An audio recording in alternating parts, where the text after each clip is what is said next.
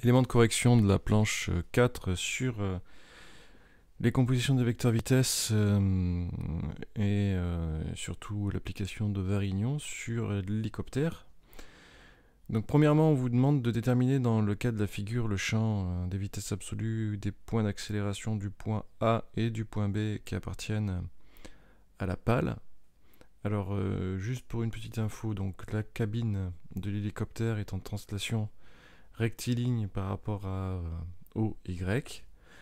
Et tous les points de la cabine ont donc la même vitesse de 360 km/h. Et puis on vous demande de déterminer la vitesse du point A et du point B et du point O, puis ceux de toute la droite AB qui appartiennent à la pale. Alors le mouvement de la pale par rapport à la cabine, c'est une rotation autour de l'axe Z et de composantes de rotation oméga pale par rapport à cabine qui est de 382 tours par minute, qu'il faudra convertir en radians par seconde pour faire les calculs. La longueur de la pale, c'est 5 mètres. Donc nous allons traiter ici cette question. Alors pour le bien de cet exercice, eh bien, nous devons travailler sur la vitesse. Donc nous allons chercher ici, on va commencer par le plus simple, hein. La vitesse du point O qui appartient à la pale par rapport au sol, donc c'est la vitesse absolue. Alors pour calculer cette vitesse, eh bien on va appliquer donc la vitesse du point O qui appartient à la pale par rapport au sol. On va appliquer la composition de vecteurs vitesse. La vitesse absolue, c'est la vitesse relative plus la vitesse d'entraînement. Donc ça veut dire qu'on va avoir la somme de la vitesse du point O qui appartient à la pale par rapport à la cabine, qui est la vitesse relative, plus la vitesse du point O qui appartient à la cabine, de la cabine par rapport au sol. Alors ici, quelle est la vitesse? On va commencer par le plus simple. Quelle est la vitesse du point O qui appartient à la cabine par rapport au sol? Ils ont tous la même vitesse. Tous les points qui appartiennent à la cabine ont la même vitesse, car la cabine est en translation. Et c'est petit v porté par y, avec petit v qui est égal à 360 km/h-1. C'est-à-dire, si on le met en mètres secondes, donc là le calcul est assez facile, hein, c'est 370 puissance 3 divisé par 3600, ça fait 100 mètres seconde moins 1. Deuxième vitesse, c'est la vitesse relative, la vitesse du point O qui appartient à la pale par rapport à la cabine. Là aussi, cette fois-ci, c'est assez simple. La rotation de la pale par rapport à la cabine se fait au centre O et d'axe Z. C'est-à-dire que le point O, il appartient à la fois à la pale et à la fois à la cabine, puisqu'il est au centre de la rotation. Et donc, la vitesse de ce point est nulle. Conclusion. Ici, la vitesse du point O qui appartient à la pale par rapport au sol, c'est égal à petit vy. Et norme de VO appartenant à la pale slash S, ça va être 100 mètres seconde moins 1. Donc on peut reporter sur ici le graphique la vitesse pour voir comment elle est. Alors on va le reporter avec une couleur noire pour dire que c'est bien la vitesse absolue. Ici on va avoir la vitesse du point O qui appartient à la pale par rapport au sol. Alors la représentation graphique n'était pas demandée, mais on le fait juste pour pouvoir comprendre ce que ça veut dire. Ensuite, on va faire la vitesse du point A. Alors la vitesse du point A, qui appartient à la pale par rapport au sol, on va faire de même. On va appliquer la composition des vecteurs vitesse en disant que c'est la vitesse absolue va être égale à la vitesse relative plus la vitesse d'entraînement. Donc c'est A qui appartient à la pale par rapport à la cabine, plus la vitesse de A qui appartient à la cabine par rapport au sol. De la même manière, si je dois calculer d'abord la vitesse de A qui appartient à la cabine par rapport au sol, alors je vais faire une indentation comme ça, parce que c'est peut-être plus simple. Tous les points de la cabine ont la même vitesse, car la cabine est en translation, donc c'est petit v y, avec petit v qui est égal à 100 mètres secondes moins 1. Deuxième vitesse, c'est la vitesse relative, donc la vitesse du point qui appartient à la pale par rapport à la cabine. Je connais la vitesse d'un point qui appartient à la cabine, je connais la vitesse d'un point qui appartient à la pale par rapport à la cabine, je viens de déterminer au-dessus. C'est V0 appartenant à P par rapport à la cabine, le point haut. Conclusion, je vais appliquer Varignon. Donc je vais dire que VA égale VO qui appartient à la pale / cabine plus la vitesse de rotation, oméga, de pale par rapport à cabine, un vectoriel OA. Alors, avec oméga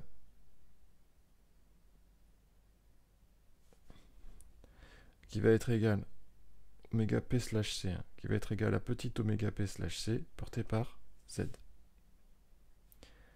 Et alors OA sur le graphique, c'est la longueur de la pale, donc 5 mètres porté par X. Conclusion. Ici, alors la vitesse du point on l'a déterminée au-dessus, elle est nulle. Donc finalement, au bout du compte, la vitesse du point qui appartient à la pale par rapport à la cabine va être égale à oméga P / C porté par Z vectoriel 5x. Z vectoriel x, eh bien ça fait y. Donc on va avoir 5 oméga P / C porté par y. Si on fait une application numérique, oméga P / C, c'est égal à... Alors, on reprend le texte. C'est 382 tours par minute. 382 tours par minute.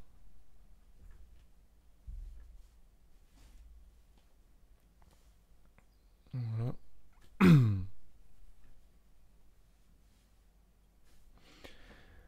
382 tours par minute. Bah, il faut le mettre pour les calculs en radians par seconde. Donc ça, un tour c'est 2 pi. Une minute c'est 60 secondes.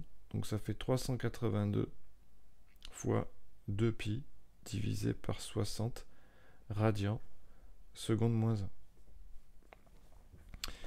Et ça c'est égal à vos calculettes à 40 radians seconde moins 1. Et moi j'ai fait le calcul avant.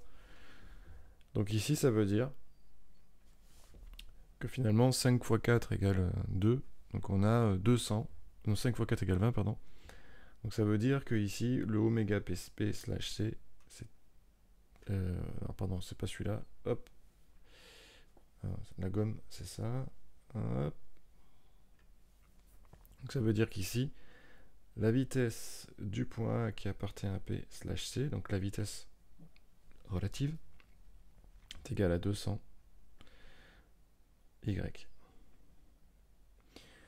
Donc ici, si on reprend tous les calculs, on obtient que la vitesse du point qui appartient à P par rapport au solide de référence, le sol, et bien ici on va avoir la vitesse relative qui est égale à 200 Y plus 100 Y, et ça c'est égal à 300 Y. Donc avec norme de VA qui appartient à P par rapport au sol, qui va être égal à 300 mètres seconde moins 1. Donc là, on a le résultat. D'accord? C'est porté par Y. Donc si on reporte sur la figure, cette fois-ci, eh bien on va avoir un vecteur qui sera égal à 3 fois, à peu près, hein. Je le fais ici sur l'écran, Donc ça, c'est bien la vitesse du point A qui appartient à la pale par rapport au sol. Maintenant, je vais calculer la vitesse du point B. Alors la vitesse du point B, c'est le même calcul, sauf que OB, ça ne va pas être le même. Donc si je reprends le calcul, alors je vais le faire sur une autre feuille. Je souhaite calculer...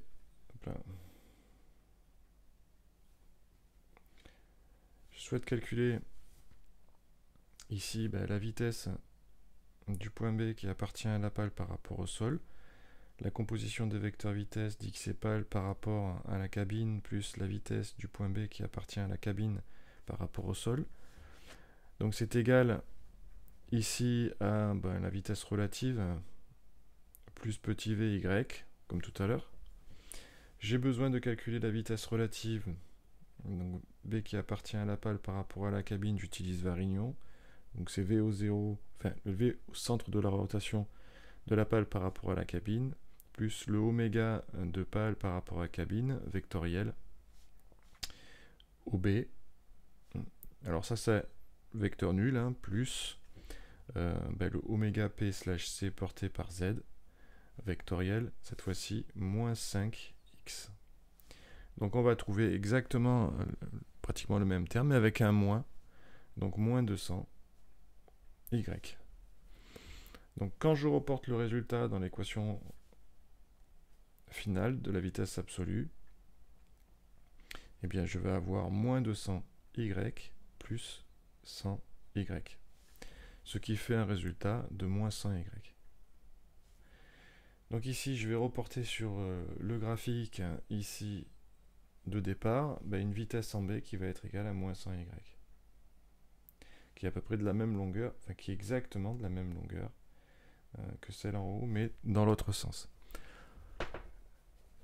Lorsqu'on regarde les équations, on s'aperçoit que l'évolution va se faire ici, regardez.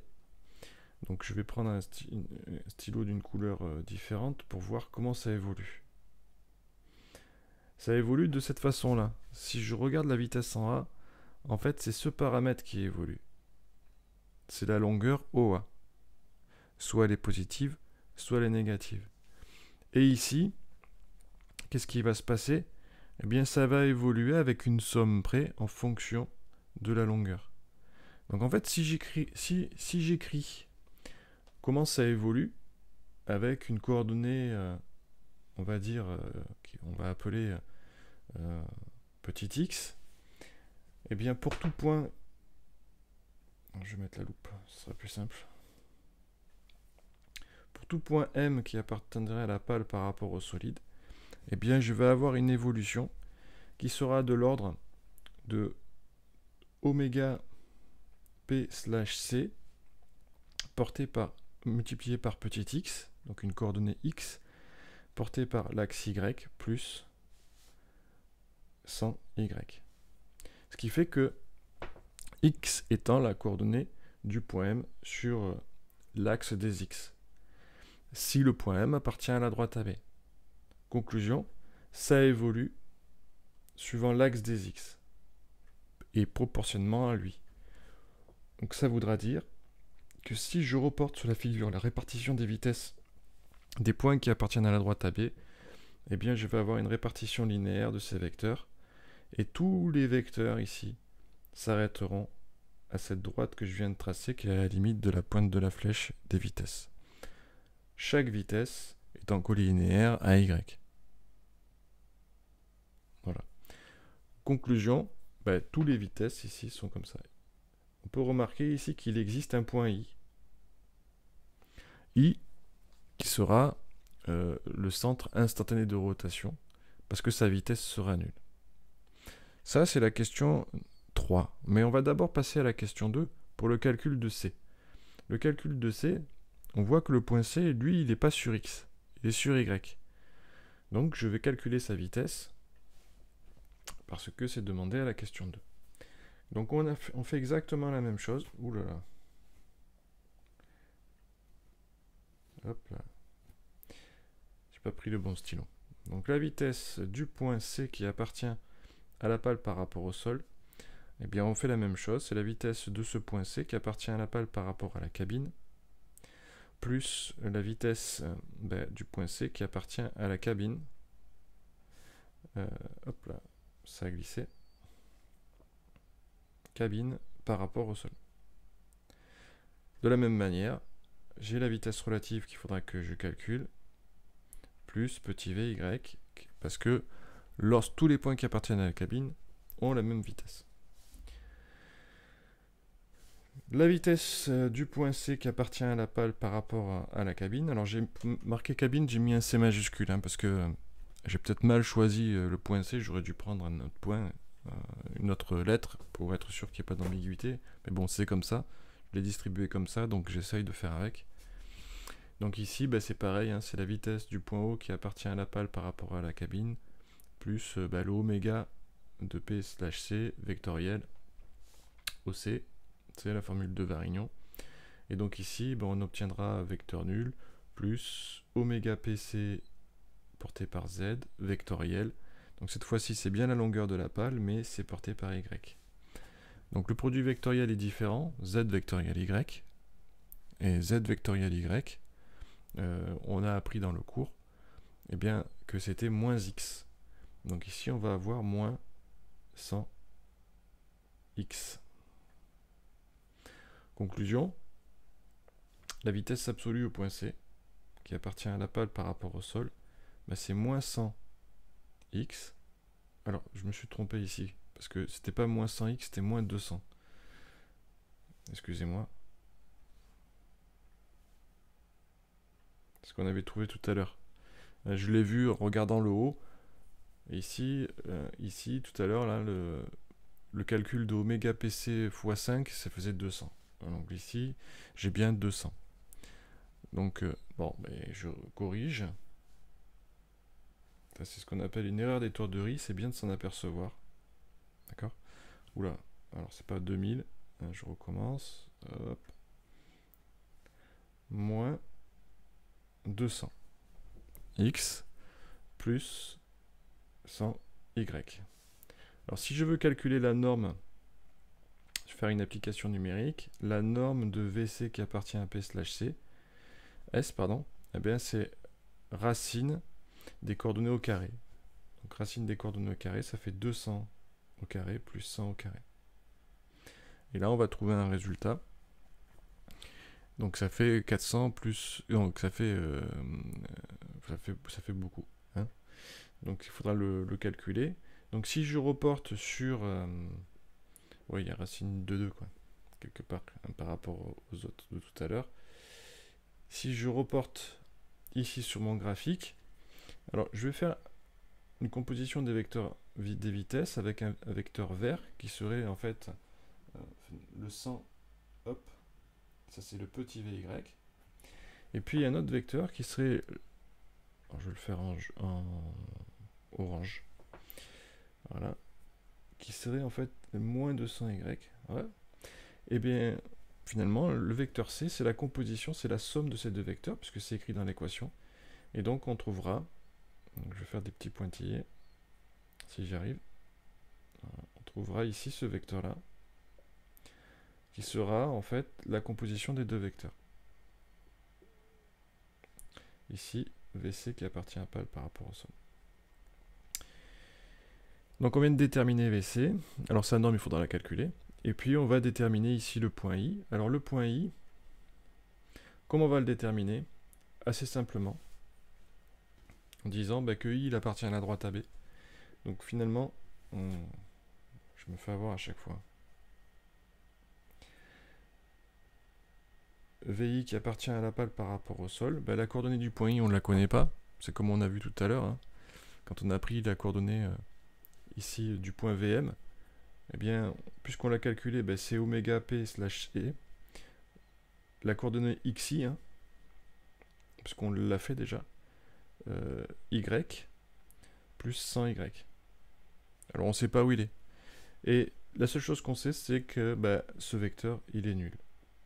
Conclusion, si je projette sur Y, je vais avoir que oméga P/C XI plus 100 égale 0.